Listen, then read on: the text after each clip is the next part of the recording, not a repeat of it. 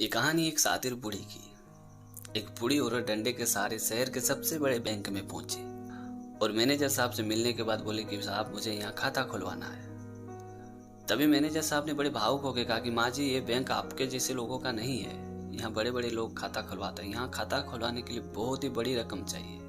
तभी उस बुढ़िया ने पूछी कि यहाँ खाता खुलवाने के लिए कितने पैसे की जरूरत पड़ेगी।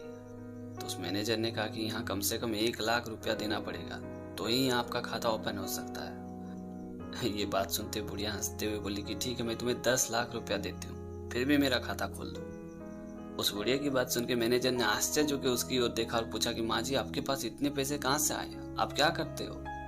तभी उस बुढ़िया ने शर्माते हुए बोली कि बस कुछ नहीं, थोड़े बहुत शर्त लगा लेती हूँ, उसी से मैंने ये पैसा जीता है। तभी उस मैनेजर ने हंसते हुए कहा कि क्या बात है माँ जी, आप तो कमाल के आदमी हो। उस मैनेजर की बात सुनने के बाद वापस बुढ़िया ने शर्माते हुए बोली कि एक बात बोलूं साहब, आपके बाल बहुत लाजवाब है, बहुत ही सुंदर बाल है, क्या ये बाल ओरिजिनल है कि नकली है।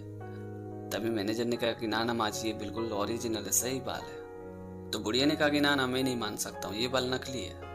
मैनेजर ने कहा कि ना ना ये बाल ओरिजिनल है, सही, आपको यकीन नहीं हो रहा है क्या।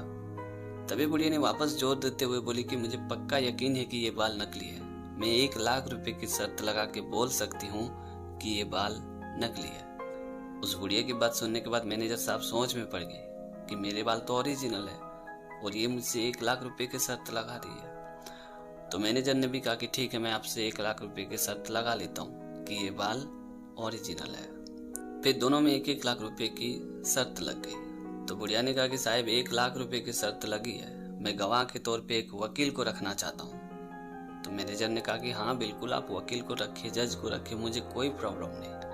और आखिर में जाते जाते उस बुढ़िया ने मैनेजर से कहा कि मैं आपके बाल थोड़ा थोड़ा नोच नोच के चेक करूंगी कि ये वाकई में ओरिजिनल है कि डुप्लीकेट। तभी उस मैनेजर ने कहा कि जी बिल्कुल, आपको जैसे चेक करना कर लीजिए, पर ये बाल ओरिजिनल ही है। उस मैनेजर की बात सुनने के बाद बुढ़िया वहां से मुस्कुराते हुए चली गई और अगले दिन वो बुढ़िया एक वकील को अपने साथ में लेके आई और मैनेजर के बाल जाके नोचने लगी। ये देख के वकील साहब अपना सर दीवार में जोर जोर से पटकने लगा।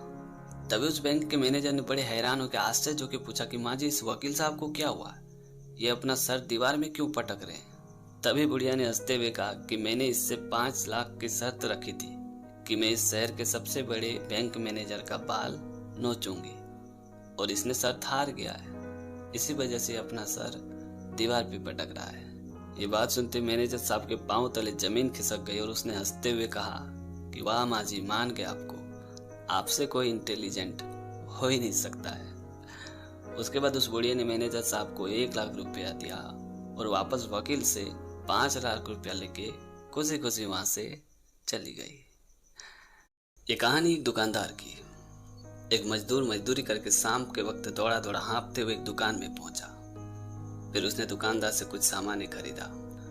उसके बाद दुकानदार ने जब बिल बना के उसे दिखाया तो उस मजदूर ने दुकानदार से कहा कि मेरे पास 10 रुपया कम है, मैं आपको कुछ दिन बाद वो 10 रुपये दे दूंगा। ये बात सुनते उस दुकानदार ने कहा कि एक काम करो, एक सामान कम कर दो, मैं उधारी नहीं देता हूँ। तो उस मजदूर ने दुकानदार से कहा कि आप ऐसा मत कीजिए, मेरे बीवी बच्चे 3 दिनों से भूखे हैं, अगर आप सामान नहीं दोगे तो वो खाएंगे क्या, भूखे मर जाएंगे, मैं आपका 10 रुपया कुछ दिनों बाद पक्का लौटा दूंगा। ये बात सुनते ही दुकानदार ने मजदूर की ओर बड़े गौर से देखा।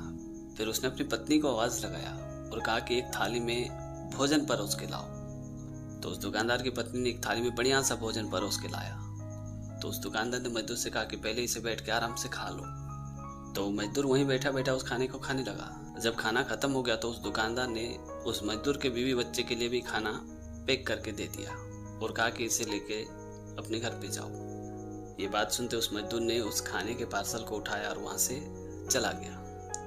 उस मजदूर के जाने के बाद उस दुकानदार की पत्नी और बच्चे दुकानदार को बड़े गौर से देख रहे थे। फिर सभी ने एक साथ पूछा कि आपने 10 रुपए के लिए 300-400 रुपये का खाना खिला दिया, ये क्या बेवकूफी है, इससे अच्छा होता कि आप 10 रुपया ही उसे छोड़ देते।